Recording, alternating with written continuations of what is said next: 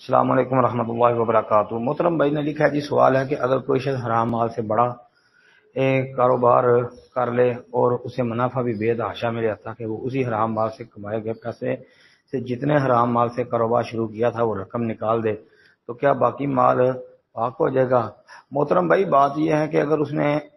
حرام مال کے ذریعے ہی کاروبار کھڑا کیا ہے، اسی سے آغاز کیا ہے، تو وہ کاروبار کی بنیاد ہی حرام مال پر ہے، تو پھر حرام مال نکال دینے سے سارا معاملہ ٹھیک نہیں ہوگا، پھر اس کو سارا کاروبار جو ہے وہ ترک کرنا پڑے گا، چھوڑنا پڑے گا۔ ہاں، اگر تو اس کا پہلے سے کاروبار تھا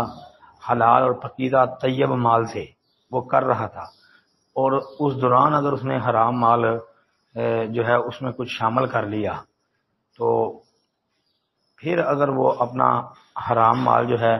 وہ، اور اس کے اوپر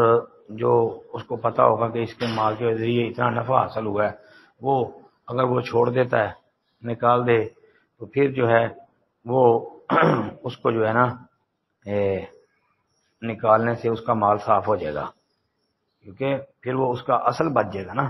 لیکن اگر اس کی بنیاد ہی حرام پر ہے تو پھر کاروبار سب کچھ ترک کرنا پڑے گا۔ جی، السلام علیکم ورحمۃ اللہ۔